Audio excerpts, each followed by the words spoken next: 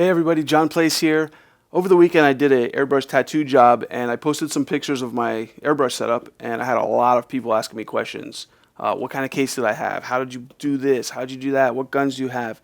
I thought it was something that everybody did, but I guess not. So I've had some people ask me if I could show them and I thought, okay, I'll just show you in a video. So here's a video of my kit. Okay, so the first thing everybody was asking were about the holes in the top of my kit here. I actually drilled these with a drill bit I got from Home Depot. This is actually not the bit I used. This one is a 2 1/8 bit. I think on this I used a 1.5 inch or 1 3/4. I'm not quite sure. What I would do is bring your bottles.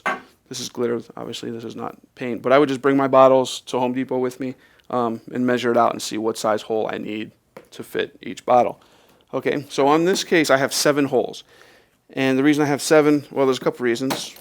One is because on the inside, whoops, when I cut, you see how it has all these X's? You can't really drill in between these, so I had to go in between each one. And at this portion here, there was 7 spaces that I can put holes. So that's why there's 7 up here. Right here, I put this foam. You can put cardboard, you can put plastic, you can put whatever you want.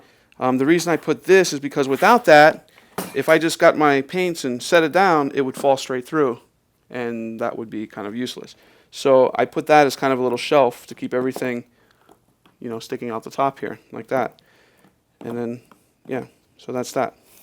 The next thing everybody was asking about was this fan right here. What's the fan for? Well, I'm going to tell you what it's for. The fan is so that I can keep my compressor inside the case. This case is built pretty strong, actually. It has a handle here for transporting. Okay. Inside it has, well, it has first off this compartment up here, which I don't have it in there, but it has this little tray that you can keep stuff on. Then underneath the tray, it has even more storage for whatever. I'll show you what I store in there in a few minutes. But it's a nice little thing there. And then inside, if you just pull this open, oops, I have stuff all over the place here. If you just pull this open, you have a large box down here. Like I said, I leave my compressor in here. I'll show you how that works in a second. And then you have all these little compartments, and it comes with these little plastic inserts, dividers. Let's see if I can get one out. So you can actually either have it largely open like this is, or you can slide these in and kind of section it off for different things. You know, like this one I have, what do I have? I have powder, I have some paintbrushes in there, I have glitter tattoo glues. Usually I'll have maybe a few glitter tattoos in here, or yeah, just glitters for glitter tattoos, maybe stencils over here. I have extra bottles and different paints. I have some Phoenix Inks bottles, some more Phoenix Inks bottles. I have different hoses. Sometimes, I don't know if I've run into times where I need to use somebody else's compressor and they don't have the right hookups.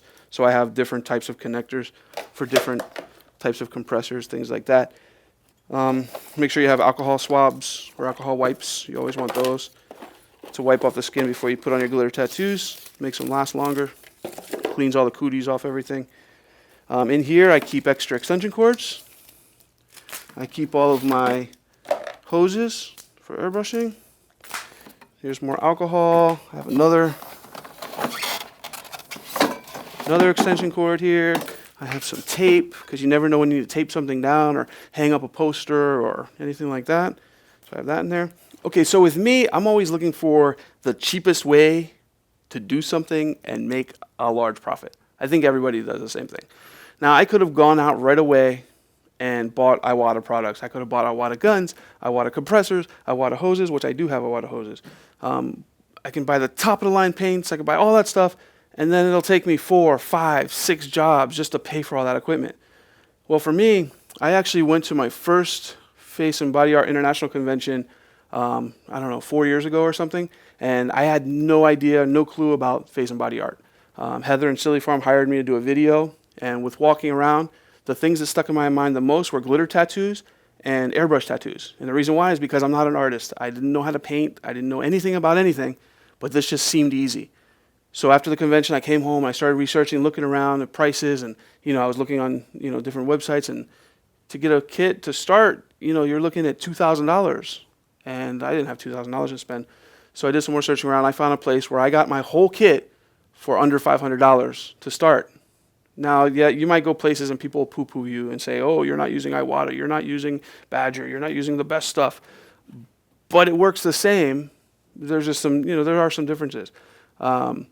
My first job I did with my kit, it was a 2-day job. I made, I think, what did I make, $1,200 in 2 days. It paid for my kit, and I had an extra $700 on top of that. So that worked out, whereas if I did get all the high-end expensive stuff, I'd probably still be paying for it. Who knows? But anyway, that's what I did. So the stuff I'm showing you is the cheap way, but it works. So I'm not really ashamed about it because it does work. And I know there's a lot of people out there who do just airbrushing or just face painting, and they want to get into this, but they don't want to put down the $2,000 or more in investment if they're only going to do it once or twice a year or not even. Or they might really get into it and then they'll upgrade to better equipment. Okay? But they'll use this until it breaks. That's what I did. I kept using it, and then things would start, not really breaking, but just not working as well as it did in the beginning. So I bought some Iwata brushes and things like that. But I only have 2 Iwata brushes. Okay, so let's get into what I have now that I gave you a little backstory. So the compressor I have, it's right here. It looks like this. It's, it's not whisper quiet like an Iwata, but it does the trick. It has a storage container here, so the air fills this up to, once it gets to a certain pressure, it will, it'll turn off by itself until it needs more pressure, then it'll turn back on. This thing, I think if you buy it alone, it's like $100, which really isn't bad. Maybe a little bit more, but it's not, $375 like some of the other compressors out there. So, yeah, the fan. I leave this in here when I'm doing a job. I close it up. I run the power for the fan out. I run the power for the compressor out. And you'll see I also drilled some holes in the sides, on both sides. Okay? And what that does is the fan sucks the air in and pushes it out, and the compressor won't overheat. If I didn't have the holes or the fan, within a minute the compressor just stops because it gets too hot. And the reason I know that is because that's what happened to me. I said, hey, what if I just keep this in here? No, it didn't work. But once I added the fan and added the holes, I can plug this in on a job, keep everything all self-contained and looking pretty, because I hate seeing other people when I go to fairs and stuff, and they have compressors over here, airbrush guns over there, tables, storage containers. They just have a big mess around all their area, and mine looks like this. Besides this, I'll have a chair, and I'll have a fold-up table. That's it. Okay? So, if I turn this on, I'll show you what it sounds like. Oop.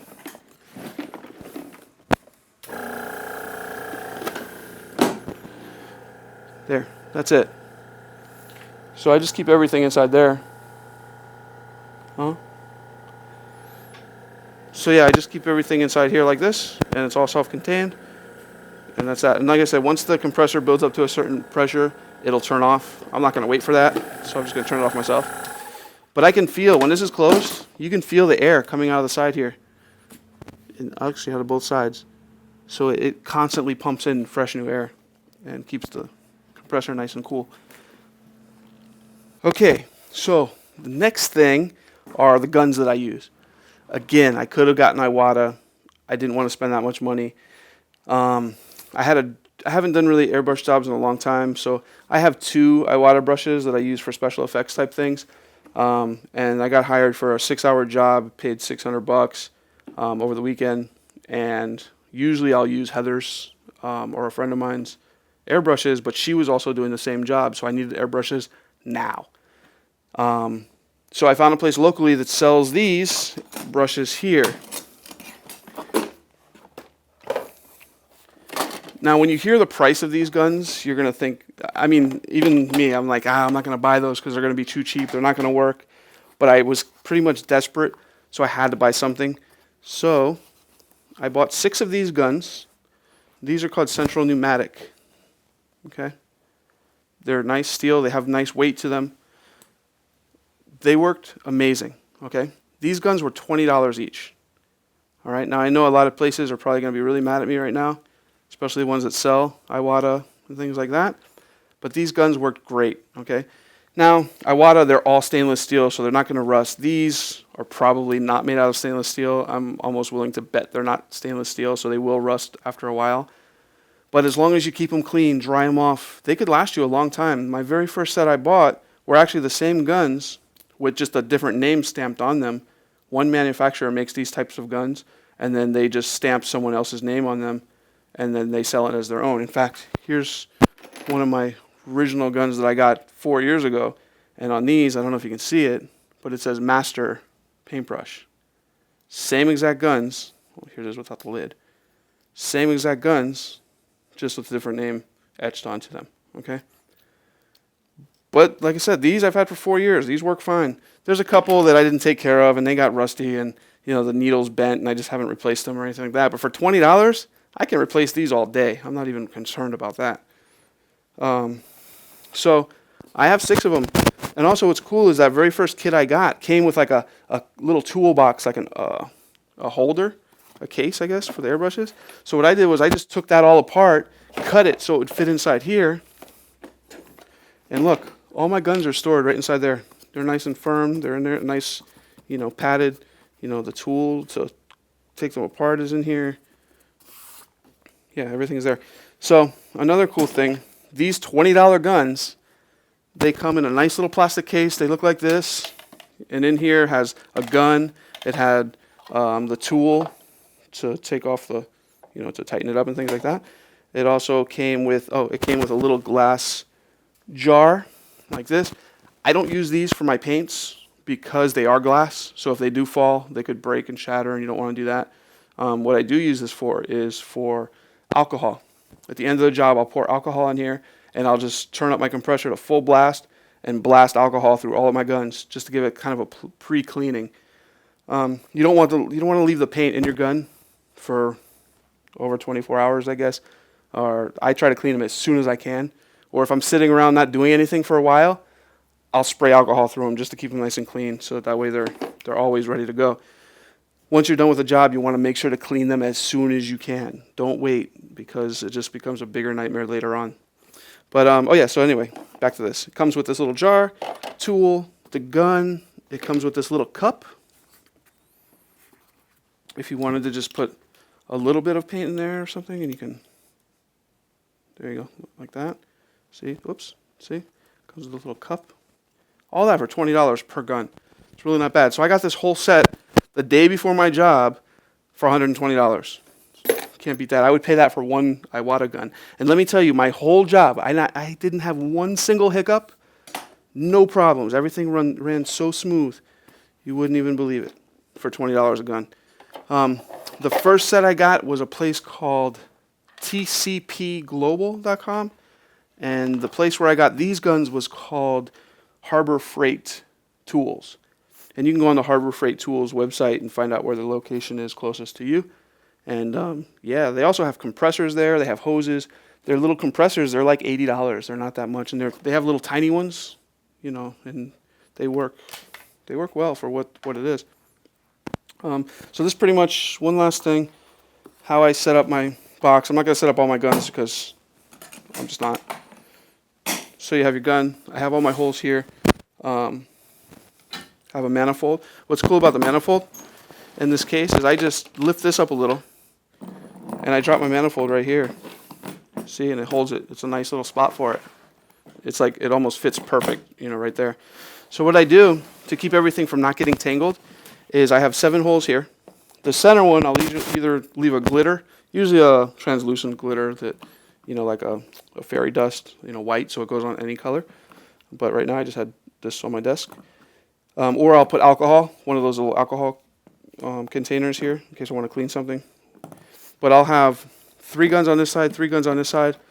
I'll have 1, 2, 3 going this way, 1, 2, 3 going this way.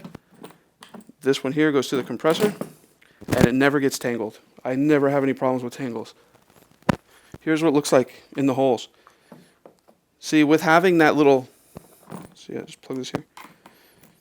But with having that little plastic, I guess, shelf inside, it keeps the paints up nice and high. So you can see all the colors, you can, it's easy to grab onto. Whereas if I didn't, this would be all the way down, at least to this point right here. But even at this point, you see, you can't see the color unless it's on the lid or you put a dot of paint on there or something like that. With this, it's nice and high, easy to grab onto, and you're ready to go. You can just sit there and literally just grab a color, psh, grab the next color, psh, and your hoses here never get tangled up, as long as you don't cross them. Because I've seen people with just this rat's nest of hoses, and they're spending so much time trying to untangle than they are actually painting. All right, guys, so again, my name is John Place. This is my setup. I hope I answered all your questions, and I hope that you guys can do the same thing to your Fat Max box. And if you have any other questions, you can give me a call, or you can find me on Facebook, of course. I live on that thing. It's facebook.com/JohnPlaceNet, or you can email me at info@thebizcardstore.com. Again, if you have any other questions, just let me know, and thanks a lot. Bye.